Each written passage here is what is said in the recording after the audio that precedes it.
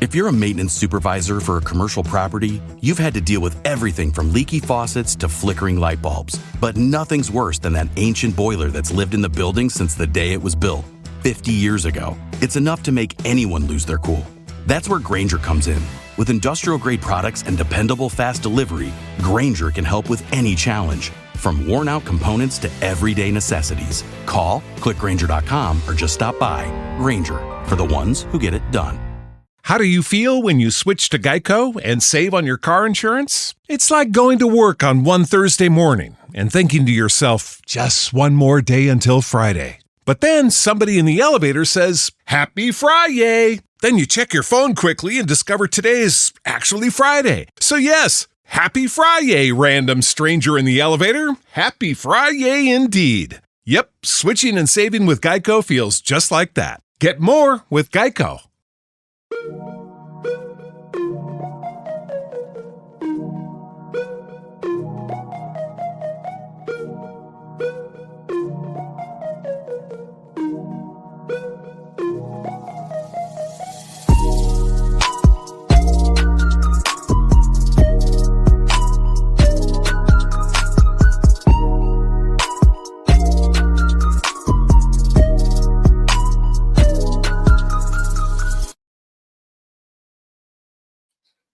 Well, hello, everyone. Welcome back to another episode of Second and Saints. John Hendricks alongside Ross Jackson.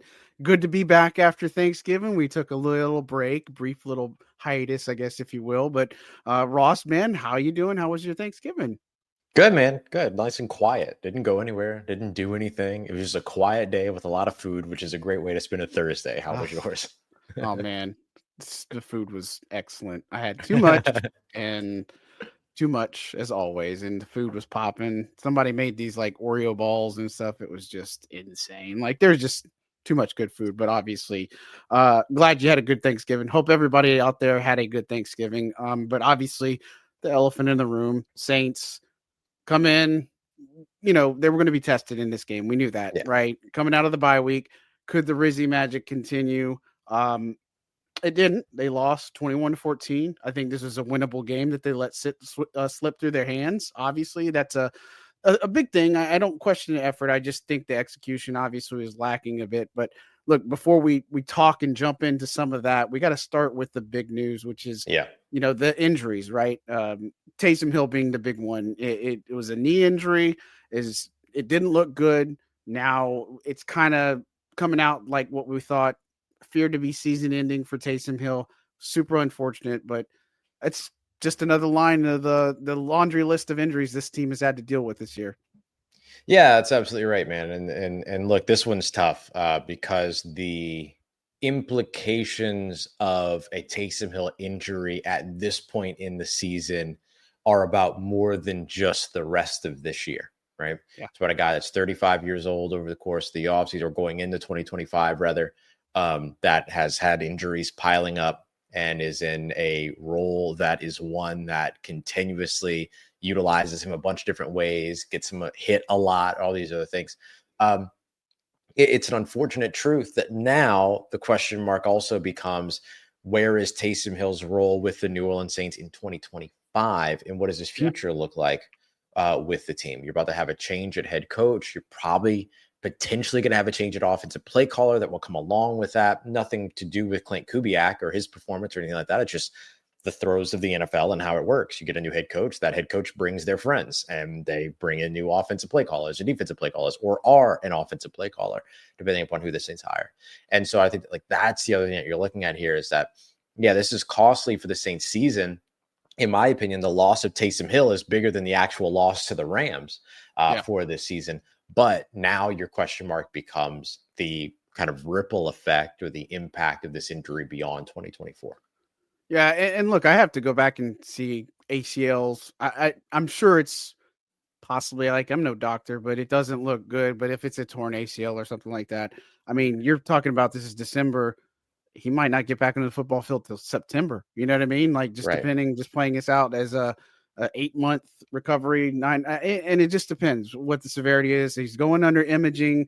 Him and Nick Saldiveri, who also left with a knee injury, also got carted off. That didn't look good either for him. But, you know, just sucks that that you have to keep dealing with that. But you bring up the point now that, what's Taysom Hill's future. And look, I love the fact that the Saints fans got behind him. Yeah, Taysom that was chant really cool. in the Superdome. That was probably one of the best moments I've seen in the Superdome. Just seeing them come together, and it was obviously emotional a little bit for Derek Carr to talk about him post game. You could see him kind of getting a little emotional talking about Taysom Hill, and obviously he mentioned that this is bigger than football. I mean, Taysom Hill's a husband.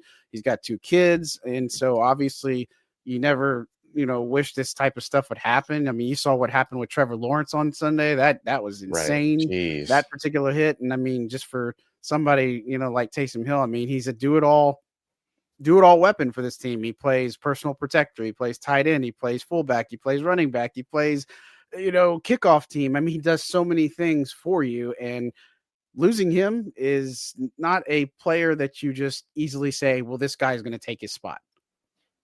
Right. Yeah, that's the tricky part here is like there's no Taysom Hill backup. There's nobody else that looks at 200 plays in a playbook and knows what to do at wide receiver, tight end, running back, fullback, in line, in the slot, out wide, at quarterback on every single one of those plays. There's not a single player in the NFL that does that to the extent that Taysom Hill has been able to do that. And I think that's why he deserves to be in Hall of Fame conversation, not necessarily first ballot, but, to me, the Hall of Fame is something that's reserved for players that do things that no one else has done and that do things that no one else will do again. And I think Taysom Hill checks both of those boxes. That's the way that it should be. Of course, we'll see, obviously, voting for the Hall of Fame is just as much a popularity contest these days as Heisman Trophy winners are. But it's just, the reality of the situation. But like that's who Taysom Hill is. And that's the guy that you just lost for the rest of your season. When you don't really have, outside of Alvin Kamara, you don't have a second punch for the rest of the year. So now you've got, a game that you're going to try to be winning, or games that you're going to be trying to be winning through Alvin Kamara, and the occasional home run ball between Derek Carr and Marquez Valdez-Scantling. Outside of that, you don't really have anything else consistent enough to be able to consistently build your offense off of. I think maybe we'll get to see more Dallin Holker out of all this, which could be positive to get a little bit of an evaluation for the team on who he is, where he is, how he contributes, all those other things. But man, like that does not make up for the loss of a guy like Taysom Hill that has been kind of the lifeblood of this team on the offensive side over the course of the past few weeks. Yeah, I mean, one of one. I mean, there is nobody like him. And you mentioned the Pro Football Hall of Fame, but the thing that was told to me a long time ago, and what they say is you can't tell the story of pro football without a particular player. And I don't think you can when you have factor in all the things that Taysom Hill has done and all the things that he has done, like records since 1970s or something way back when you're talking about all these historic players. I just think that conversation is going to be had. And look, you may not get it in the first ballot Hall of Famer, and of course there's still, presumably he's going to have still a future, obviously, but he is on the other side of 30, and so how long does he want to keep doing this after this injury? That's another thing to think about. And so it's unfortunate. And man, I hate the injuries that happen in this game. And the Saints, I mean, they lost Rashid Shaheed. They've lost Eric McCoy. They've lost Chris Olave. I mean, we go down the list. They lost Marshawn Lattimore for some time, Paulson Adebo on defense, Pete Werner something. Like, I think just about every player has been hurt, like every key cog. But, you can't just plug and play a guy like Taysom. And it's going to be really interesting to see how the Saints offense responds, because Clint Kubiak, I mean, he's a bread and butter staple of this offense because of so many different ways that you can use Taysom Hill to create deception or different looks or all this stuff. But man, I wish him the best and speedy recovery. And it's unfortunate the way it happened. I mean, a 4th down play, Saints go for it late in the 4th quarter, able to get the conversion, but you just knew with the way it went, it just didn't look good. Yeah, absolutely. And then you saw immediately the impact of losing Taysom right after that, right? You had a 3rd and 4 that you weren't able to pick up in a short yardage situation. And you had a 4th and 2 where you have to go to the air. And then that, of course, leads to the, I guess it's considered a broken pass breakup, if you will, by Jared Verse there at the end of that game. But I mean, like that's the ripple effect of that injury right there playing out immediately in front of you. And so now you're having to figure out how to navigate. Okay, so how do you adjust on your offense? How do you have this player that does, the several players that now do the role of a Taysom Hill in your offense, while you're also still dealing with injuries on the offensive line, and you're compounding those injuries, and you're dealing with injuries. You don't have the wide receivers, as you mentioned, available to you. It's just it's a tough situation to be in, man. It's a very, very tough situation to be in as the Saints try to move forward and try to stay alive in a division, the NFC South, that's keeping them alive here so far. Yeah, Atlanta definitely has faltered. Tampa ended up winning against the Panthers, although I thought the Panthers, they fumbled that game away. Literally. Yeah, it was crazy. I mean, that's just the way it goes. And then, for Taysom, I'm reminded of Nephi Sewell. I mean, he was a 9-month recovery. I mean, I think that's kind of what you're looking at. If it is ACL, again, we don't know the specific nature of it, but again, you could probably put 2 and 2 together. It doesn't look good, whatever the case may be. But, going back to the game, obviously that final sequence, Foster Moreau on Jared Verse, that's probably not your ideal blocking matchup, right? But at the same time, Carr saying, look, I had a read. It looked like it was Juwan Johnson, needed just a half second. But, look, I'm not going to sit here and try to say, let me defend Derek Carr, which is not what I'm saying. But it shouldn't have came down to that, because I think when you look at the flow, and especially what Darren Rizzi talked about, they look flat in the middle quarters. Like in the third quarter, they look horrible on both sides of the ball. They didn't look good on offense. They didn't look good on defense. This run defense is bad. The pass rush, I mean, you got, Matthew Stafford down twice, but I still think it's inconsistent. You're missing tackles offensively. I think this is the first game you see that the line wasn't maybe as strong as it has been in some aspects, but look, they got a laundry list of problems that they're having to deal with. And I just don't I get it. You have a chance to win the game. They were going to go for 2 if they made it in, but I don't think it just was that one particular play. Yeah, no, completely agree. I mean, you look at the first quarter of this game, the Saints defense forcing the Rams, and the Saints offense for that matter, forcing the Rams to only take 3 offensive snaps, just over a minute of time of possession in that quarter. Then you look at the third quarter, where effectively everything got swapped, right? Got flipped on New Orleans. And then all of a sudden the Rams dominated time of possession there. But the difference between those two is that while the Saints were dominating sort of the time of possession, they weren't putting points on the board. They were settling for a field goal, missed a 36-yarder, if I remember correctly.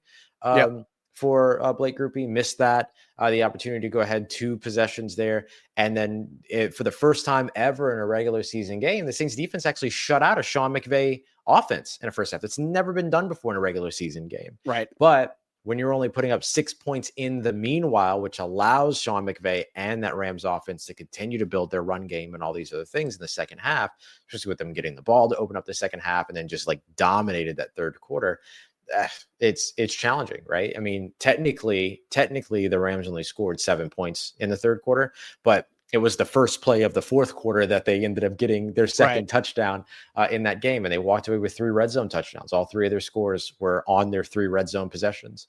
And so I think those are the things that you have to look at as well. It's not just that 1 4th and 2. Yeah. Was that 4th and 2 the most important individual play of the game? Sure. Yeah. Like by the time that you got there, absolutely. But what told the story of this game started all the way back from the second quarter, in my opinion, or really the first quarter. Well, yeah, for sure. You're right. And, Derek Carr took a little bit of ownership in that one too. Like you saying it was his fault. Like that was pretty crazy for him to say something like that. But, I just looked at the third quarter. Rams went on an 11-play drive that took 6:01. The Saints just ran a 3 and out. And I'm like, this isn't going to work. Like you can't do that. And this is the typical formula for this team is long drive defensively, give it up offensively. You just go out and run a 3 and out. That takes no time off the clock.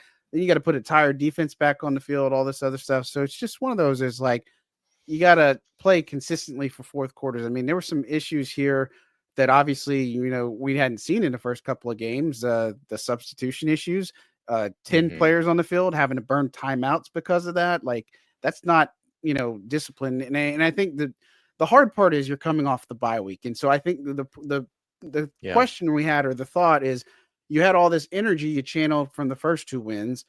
You go into the bye, get a chance to rest up and stuff. And obviously you weren't having guys like, Lucas Patrick from the ankle injury or Eric McCoy from the groin injury. But, for the most part, everybody was still energized, ready to go. And at the end of it all, it's not enough. And to look like that, it's just a little bit tough. And so I think they know what's what, again, mathematically, they're still alive. The division's the only way they're going to get there. Right. But they've got to win football games. And this is a big one for them to lose. And I get it. There's 5 games left in this season. I think that's right. My math, 4-8. Right. So 5 games left in the season. And so, you just gotta stack some wins, and so, and I said 4-8, so that'd be 4 games, right? 4. No, 8, you're right. No, 5. Yeah, sorry. 9-8 would be their best finish. I need my medicine, y'all. Sorry. No, but yeah, 5 games left. You could win a couple of these, but again, you're gonna have to beat the Packers. You're gonna have to beat the Commanders. I think those are the 2 that you have to get up if you're going to set yourself up for the Bucs at the end of the season. But they just got to win a game against the Giants. But at this point, I don't know. With the adversity that they have to battle, I don't know if they can pull it off now.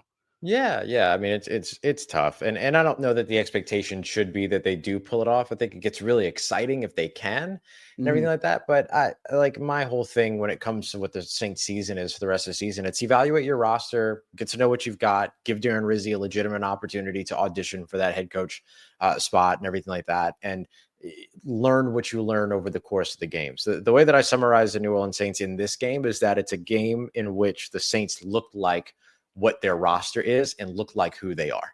The last couple of games have been them outperforming and overperforming those expectations. And that's super cool. That's great. That's super fun. It's great to watch those games, all those kinds of things. I thought the Saints were able to keep this game at least interesting by the time they got to the end of it. They might have struggled, but they haven't been boring, which is good. But I don't think that this is a team right now that, without outperforming or overperforming itself, is going to win games. That's just not kind of where this team is set up to be right now. And so for me, looking at the rest of the season really kind of comes down to what can you learn about your young talent? What can you learn about what pieces you do have? Do you have the ability to be able to produce without a Taysom Hill and a second option? Is Alvin Kamara enough? Because that might be what you've got in 2025, depending upon how the rest of the roster rolls out and how things change and all those other things. I think those are the things that you're focused on here for the rest of the season. And then if they end up putting themselves in position to be in postseason conversation, awesome, super fun, great. That could be really cool. They'll probably be one and done in the playoffs, but if they get there, awesome. But that's not the most important thing for the rest of the season, in my opinion. Yeah, and we got to talk plenty about that rebuild, or they call it retool, whatever you want to call it. But it's a lot that has to be done, and there's a lot to clean up. And we're going to talk about some of that probably and more from this game right after the break. If you're a maintenance supervisor for a commercial property, you've had to deal with everything from leaky faucets to flickering light bulbs. But nothing's worse than that ancient boiler that's lived in the building since the day it was built, 50 years ago. It's enough to make anyone lose their cool. That's where Grainger comes in. With industrial-grade products and dependable fast delivery, Grainger can help with any challenge, from worn-out components to everyday necessities. Call, click Grainger.com, or just stop by. Grainger, for the ones who get it done. Hey folks, John Hendricks here, Second and Saints. Wanted to talk to you quickly about Underdog because it is the place to play if you're a sports fan looking to win money while watching sports. With over 5 million happy players and $2 billion won, Underdog makes it fun and easy to cash in on all your favorite athletes' performances. Compete against other players by just selecting higher or lower on 2 or more player stats, and you could win up to 1,000 times your money. So turn every touchdown into a win with Underdog. This season, Underdog is going to be running a special promo or bonus almost every single day, like profit boosts, discounts, or free picks. Plus, all new users get a free pick. You could win up to 1,000 times your money just by choosing higher or lower on player stats like passing yards, interceptions, touchdowns, and much more. Create entries with all football selections or mix and match across your favorite sports. Underdog puts the power to cash out in your hands. Now you can either keep riding with your entry or tap the Win Now button to cash out whenever you want. And with Underdog Rescues, you can get your money back and receive a promo if an early injury causes your entry to lose. With Underdog's Double Flex option, you can even take 2 L's and still have your entry to be a win. So go download the app today and use code SECONDSAINTS to get up to $1,000 in bonus cash instantly. That's code SECONDSAINTS. Now here comes the legal jargon. Must be 18 or older, 19 and older in Alabama and Nebraska, 19 and older in Colorado for some games, 21 and older in Massachusetts and Arizona, and present in the state where Underdog Fantasy operates. Terms apply. Void in Colorado. Concerned with your play? Call 1-800-GAMBLER or visit www.ncpgambling.org. Arizona, 1-800-NEXT-STEP, 1-800-639-8783, or text NEXT-STEP to 53342. New York, call the 24/7 Hope line at 1-877-8-HOPE-NY or text HOPE-NY 467-369. Back here on Second and Saints, John Hendricks alongside Ross Jackson. Ross, before we went to the break, we're talking obviously about the future of this team, but obviously just looking at today and looking at how things evolved, I guess, because the first half you pointed out again, first time Sean McVay's team gets shut out, right? The last time they had that was in the Super Bowl against the Patriots, and insert asterisk, side footnote here or whatever you want to call it, but I thought they did a nice job there, but then in the second half, Kyron Williams goes off, Blake Corum goes off. I mean, it is one of those things where they were averaging well over 5 yards a carry. I mean, look, Kyron only had 15 carries for 107 yards, and he was averaging well over 6 yards a carry. And so, to me, it's hard. And you lost Tyron in this game too, with a shoulder injury. Doesn't seem like it's anything serious, but what's going on with this run defense? Because it was hard against, some of these teams. They looked like they did better against Nick Chubb, but it's just, Bijan Robinson the week before that, it's just been inconsistent. Is it the interior? Is it the assignments? I mean, Cam Jordan had a kind of a pulse on some of it, but what's going on with this run defense? Yeah, the thing that stands out to me about the run defense is that anytime you ask any player or coach about what the issues or challenges have been in that area, it's a list of issues. It's gap integrity, it's run fits, it's tackling, it's winning at the line of scrimmage, all those other things. And we look at like the team or the Saints right now, one of the worst teams in the NFL when it comes to yards before contact in run defense, meaning that they're giving up the most yards or amongst the most yards in the league before even getting a hand on defenders on a per run basis, runners on a per run basis. And I think that's huge. I think that the fact of the matter is that like the Saints run defense just is not good. And that can be from a personnel standpoint, but I personally think it's got a lot more to do with something's not working scheme and system wise, because we've seen each of the last 3 years, 2022, they were 24th in the NFL against the run. Last year, they were 22nd in the NFL against the run. This year, they're currently 24th in the NFL before this game against the run. They'll likely fall a spot or two after this game, I would imagine.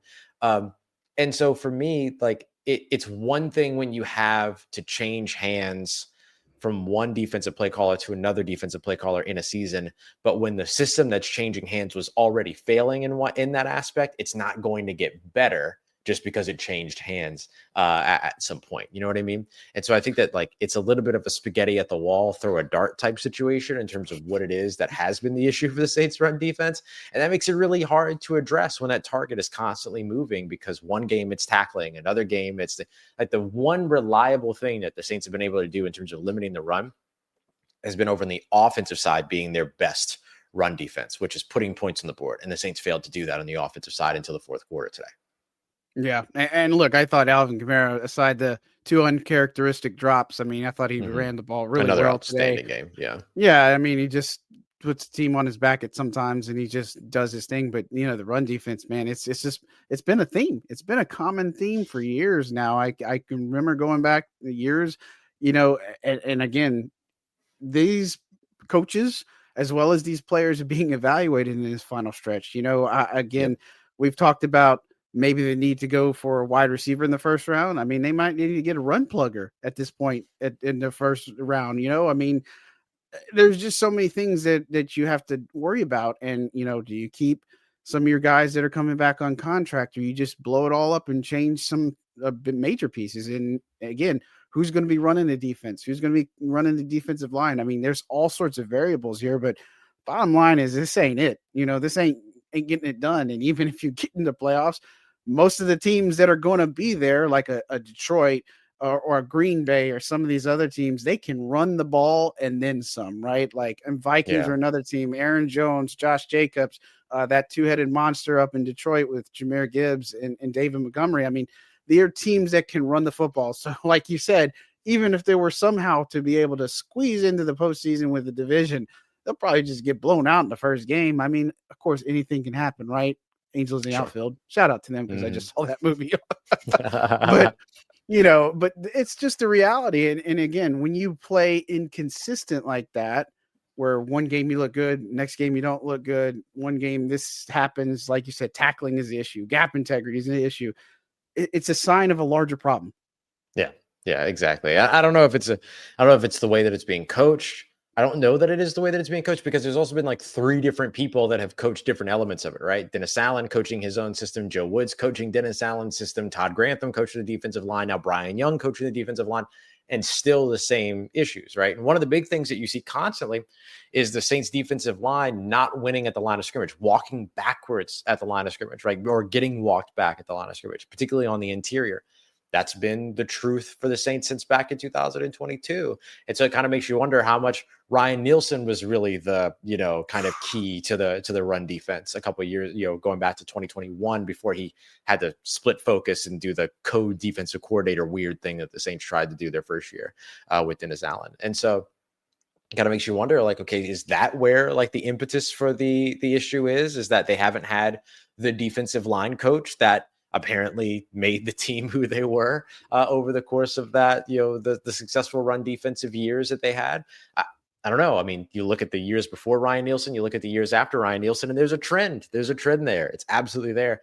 And so it makes me wonder how much he was a big part of it, whatever it might be. And so maybe it's not being coached well enough at the position level. Maybe it's a scheme issue from the top. And maybe there were some things that Nielsen was correcting in the way that he was coaching, maybe not purposely correcting, but was correcting in the way that he was coaching.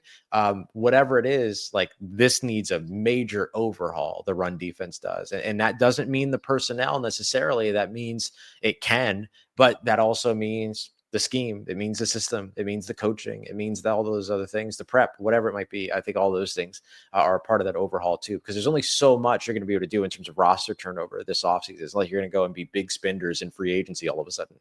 You can't, so they got to start somewhere. Yeah. And look, not that I'm going to be that guy and jump ahead, but you play the NFC West next year and the AFC East. There's some really talented backs there. I mean, Christian McCaffrey, Devin Achane. Of course, who knows about him?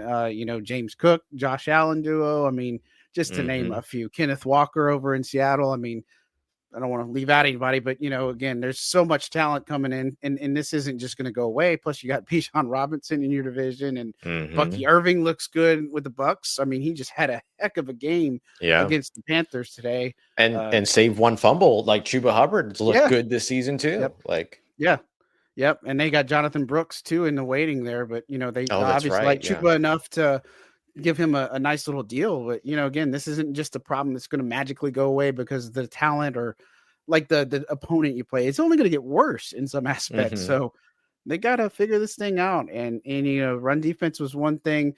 Again, you look at some of the other plays. I thought they did a really nice job on Puka Nacua in the first half. I think overall a really good job on Puka Nacua and Cooper Kupp the entire game. But, when it mattered, Alante's pass interference call, I know that's got a lot of question marks on it such. But, and the big play to DeMarcus Robinson was a big one too. But, I thought overall they did a pretty good job on those two. You couldn't totally take Nacua out of this game, but the Rams got him going in the second half. And look, Stafford got going too. The pass rush, again, you mentioned the push. There was times where I don't remember what the exact scenario was, but I said no pass rush because they all just like got stymied and pushed back. Like there was nothing there for the defensive line. And so that's a problem. And so I think, this team is going to have to look heavy into the trenches in the offseason and really do some hard evaluations on what they have. And they're going to have to figure it out. And they've got some free agents to make some decisions on and, a whole plethora of decisions to make. But again, that's not going to happen until you figure out what your coaching situation is, who you're keeping and retaining for your assistants. I mean, we're almost there. I mean, we're practically a month and some change away from all of this happening. So that's the good news, I guess, in some aspects, is that we're almost to that point where we're going to have more of those conversations and figure out what's going to happen. Yeah. And then look, it's going to be another season of question marks in 2025, and then looking to the off season for 2026 to see how they continue to adjust. Like, this isn't going to be a one and done type Cycle. situation. Yeah, like this is going to be a process for New Orleans to get through. So it's going to take some patience. But I mean, if they can do what teams like the Texans and the Commanders have done and get lucky and get an extra get a year ahead of themselves or something like that. But otherwise, you're looking at like a Lions type target of many years of getting everything right and taking the time to establish the culture and find the right players and all these other things. Like, it's going to take some time. So even when we do get into the conversations this offseason, it's not going to be a one-off season conversation. There's no doubt about that. I think the thing that you can take a little bit of solace in, though, as a fan, is Bryan Bresee. When it comes to that interior of the defensive line, I thought Nathan Shepard actually played a really nice game in this game as well. And really, I thought Colin had some nice moments too. I don't know how much of it is the personnel versus how much of it is the other stuff. But anyway, if you're looking at the young pieces that you can build around, Bryan Bresee having 6.5 sacks on the season is pretty outstanding. He's not been as impactful in the run game as he has been in the passing game, but you look at the one defensive lineman that felt like he showed up the most in this game, particularly on third downs, and it was Bryan Bresee. And I think that's a major win for New Orleans, who invested a first-round pick on an interior defensive lineman, which not a lot of teams are willing to do, right? Looking at like positional value and all those other things, premier versus non-premier positions, yada, yada, everything. But they went that route. And I think that they hit with a guy like Bryan Bresee big time. The big thing is, can you complement what he gives you as a pass rusher by putting the run defense around him? Not to go back to that conversation or rehash that conversation again, but I do think that that's the thing, right? You want to build around Bryan Bresee, but you got to provide the complements that can do some of the other stuff around him in the process. Yeah, and I'm going to throw this out too. They miss a guy like Malcolm Roach. Oh, yeah. He was a guy that Roach. was. I mean, I remember Malcolm Brown. You were talking about the old defensive line. Sheldon Rankin's in there too. But, again, this is just a cold hard fact is that you're going to have to make those decisions. I mean, the reality is Shepard and Saunders are both going into the third year of their contract. They could technically cut ties with him. It depends on what they feel with John Ridgeway. It depends on what they feel with Christian Boyd. I mean, he's been inactive because they traded for Ridgeway and they got all four of those guys. But, does Christian Boyd take a leap? I mean, they need their young guys to take major leaps because this is what this team is mostly comprised of, is a lot of young players who are going to have to be in roles that maybe they're, I wouldn't say not ready for, but going to be thrust in roles where, look, you're going to have to do some growing up really quickly, and there's going to be pain points with that. Just like with Alante outside. I mean, he's as maybe the number one corner. I mean, there's going to be some pain with it, but I think he's bounced back with some good plays and stuff. But same thing with Kool-Aid McKinstry. I mean, you're just going to go through some of these bumps and bruises. But what the biggest thing for me is, do you have the right teachers in the building to help improve it and to get it? And so again, if it's a defensive coach that comes in here like an Aaron Glenn, we know his strength is the secondary, right? And so that could help. But what do you put around you? What do you do in that case? And so I don't know. I don't know. It depends on what direction they go. And there's so many different coaching candidates to look at. I mean, I know you've talked about them. I've wrote about them and stuff. And it's really exciting in some aspects that the Saints, I don't want to say they have a buffet of options at the point, but the buffet that they do have, it's kind of like I don't know, what's this? It's a good little seafood buffet. It ain't the casino buffet. Yeah. It ain't like, Ryan's buffet or anything. Not that I'm just name dropping. I'm just putting stuff out there. But it's a nice little seafood buffet. I was waiting for you to come through with the Boomtown buffet for a second. Oh, Lord, man. Yeah, for 200 tiers. Rank the tiers. I might even throw CC's in. Shout out to my college days. Oh, sure. Lafayette. But yeah, that was the pizza buffet. Yeah, man. But yeah, it's just a lot to figure out, and they're going to have to figure it out. And again, Jaron Rizzi, do you think a game like today hurts his chances overall if he can rebound the next several games? Or do you just think that like he's kind of still the bookmark right now? Like he's just kind of holding his place at the moment. Yeah, look, I think it's one that you can bounce back from. I don't think that this loss puts Darren Rizzi in a situation to where he's no longer going to be considered a candidate. I think he's going to be considered a candidate How serious he's considered is unfortunately going to be based entirely upon how the entire The 8 results. games that he gets. Yeah, right. Yeah, it's going to be all of a sudden results based. But I do think that is going to be a big part of it, right? Like, you're going to know if Darren Rizzi is a viable candidate by season's end or at season's end. And that's an unfortunate situation. Like, that's tough. That's really, really tough for a guy like Riz, who has a lot of respect from the coaches, from the players, from the organization as a whole, that he's basically having to audition with a team that is not nearly what, like, if you ask them, hey, who's going to be on your roster and who's going to be your starting, what a name, name any position come week 14, they would not name this collection of players. And unfortunately, Right. that's the collection of players that Darren Rizzi's effectively having his audition with. But I do think that also tells you a little bit to where, if they do finish with a winning record over the course of his 8 games, it says a lot of positive things about what Darren Rizzi was able to do in terms of helping. Because I think the mark of a very good football coach, especially one that's not calling plays, is, can you lead your team to performing better than the roster that it has? And I think that's something we watched the Detroit Lions do for a couple of seasons before they became the perennial playoff team that they've become. And I think that that's something that would speak very highly in favor of Darren Rizzi if that ends up being the situation by season's end. But I don't think that we can say right now that one loss to a team that, like, everyone kind of expected the Saints to lose to anyway. Like, if we would have, if we would have done a preview, I would have picked the Rams to win this game. Yeah. I don't think that that's enough to say that Darren Rizzi is no longer a candidate at this time. Yeah, I think it's premature to do that. And it's funny, I think it was you that asked the question to Carr about, guys like Kevin Austin Jr., who he also had a really good game too. Mm-hmm. Like, he's been balling out, and we talked about him in training camp a good bit, but like, he has a receiving core essentially of him, Dante Pettis, Marquez Valdez-Scantling, and Cedric Wilson Jr. I mean, this was not who he would have guessed in a million years. Nobody would have guessed this would have been the receiving core and when we're going into week 14 of the season. But, Valdez-Scantling, he's played pretty well. And I mean, the guy hurt his average by getting like an 8-yard reception, but he made up for it. We're having a big touchdown play. But again, like you said, that's not a sustainable, thing where Alvin Kamara just runs the ball and you just throw it deep to Marquez Valdez-Scantling. You just got to find some extra success there, and maybe you'll see a Dallin Holker emerge.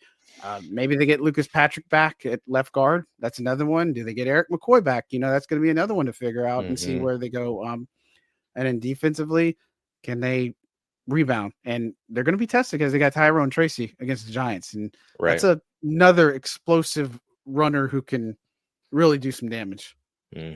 Yep, I don't care who they quarterback is. Yeah, no, right. Yeah, and in fact, look, I think the New York Giants had the worst quarterback room coming into the season. All told, between those 3 guys that they have over there, that are like guys that can throw footballs, but I don't know about like where they are in terms of like being like game, managers or leaders and motivators and all those other things. Like, they can throw, but I don't know much else about them from that perspective. But like, when it comes to who they have, whether it's Tommy Cutlets or whether it's Drew Lock, you're going to want to run the football with those guys under center, and you can, like, you're going to walk into this game if you're the New York Giants, go, okay, we can run the football against this New Orleans Saints defense. So I think that becomes the next thing. And look, I think too that the other reason why it becomes so imperative that New Orleans kind of gets that run game figured out is that you look across the NFL, the trend right now is 2-back sets. It's multiple tight ends on the field. It's run heavy sets. And yes, a lot of teams will still pass out of those run heavy sets. Take the Saints as an example there. But we're watching now the tide turn from the heavy passing attack to the heavy rushing attack with the complementary passing attack. And I think that's something that is kind of imperative for the Saints to kind of be ready to combat by season's end. Yep. I mean, it's only going to get harder. I mean, Tyrone Tracy, and then you got the Commanders with Jaden Daniels, the dual threat, if you will, and Brian Robinson, and maybe they'll get Austin Eckler back in that one too. I'm not sure. And then we got the Raiders and then the Bucks. I mean, this is kind of crunch time, I guess, if you will, quote unquote. And so for this team, it's just enjoy the ride, whatever that ride may be. It might be the Hulk from Universal Studios, or it might be the teacup ride, or it might be just a little baby ride. I don't know, but at this point, it's a bad loss for this team to take. But again, it was a lot that you can dissect and take from this game and say, okay, well, there's a few reasons why maybe they weren't the team we thought that they could be under Rizzy.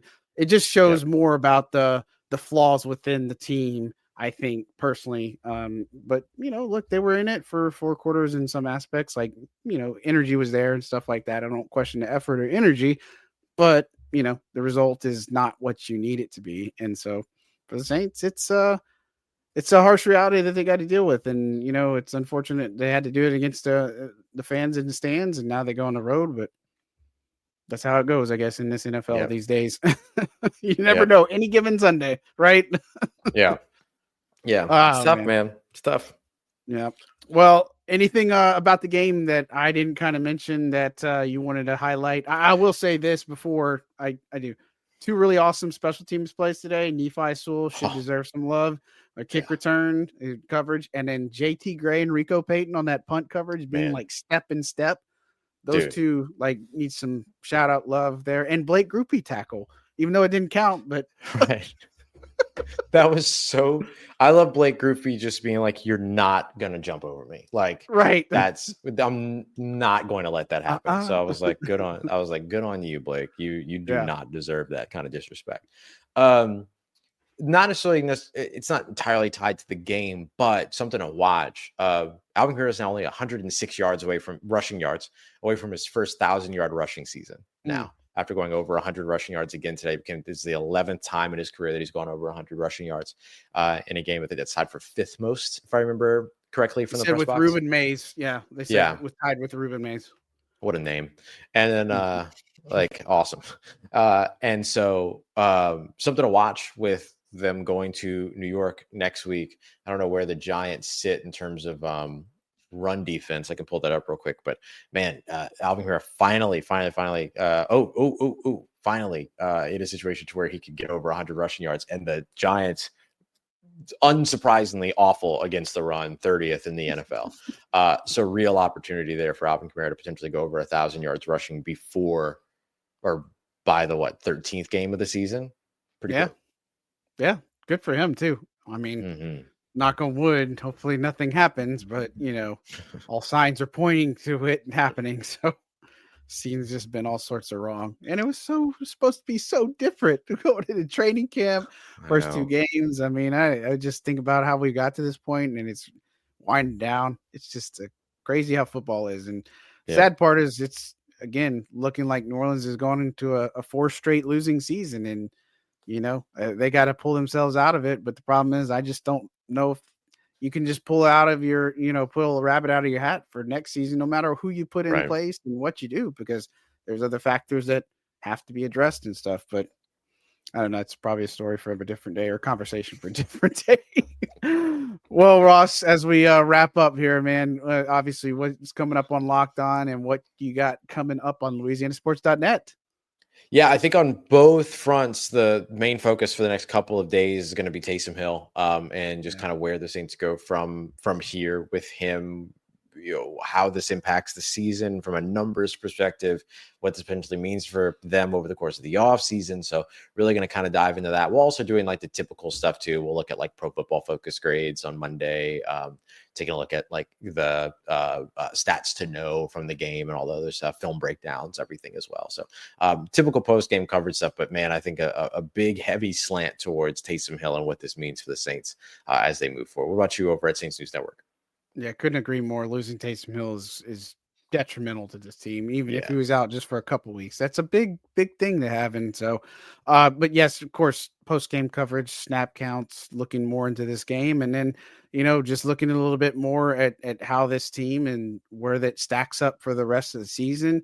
Obviously, fans are going to want to know what draft position they have, what the potential path to the playoff could be. I mean, there's all those scenarios. The main thing I would just tell you, they just have to win their games first and then worry about it. But if you want to get wrapped up in scenarios, we'll go down that road. I'll write it and I'll put it out there for you guys so you know. But all the normal stuff for sure that you'll get on Saints News Network. So stay tuned for all of that and plenty more.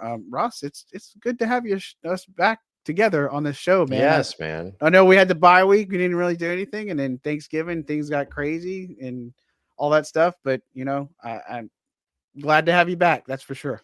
It feels normal again. It feels normal again. Getting to talk to my buddy John. This is the way it's supposed to be. So I'm glad. I'm with you. Definitely, man. Appreciate it. And appreciate all you guys for tuning in and gals for tuning in. So don't forget to hit that like, subscribe button, all that fun stuff. Plenty more to come when it comes to the Saints. Stay locked in here and locked on for Saints coverage and LouisianaSports.net and Saints News Network. On behalf of Mr. Ross Jackson, I am John Hendricks signing out for Second and Saints. Y'all have a good one. Stay safe and enjoy this cool weather if you're down south. Love you. How do you feel when you switch to Geico and save on your car insurance? It's like going to work on one Thursday morning and thinking to yourself, just one more day until Friday. But then somebody in the elevator says, Happy Friday! Then you check your phone quickly and discover today is actually Friday. So yes, Happy Friday, random stranger in the elevator. Happy Friday indeed. Yep, switching and saving with Geico feels just like that. Get more with Geico. If you're a maintenance supervisor for a commercial property, you've had to deal with everything from leaky faucets to flickering light bulbs. But nothing's worse than that ancient boiler that's lived in the building since the day it was built, 50 years ago. It's enough to make anyone lose their cool. That's where Grainger comes in. With industrial-grade products and dependable fast delivery, Grainger can help with any challenge, from worn-out components to everyday necessities. Call, click Grainger.com, or just stop by. Grainger, for the ones who get it done.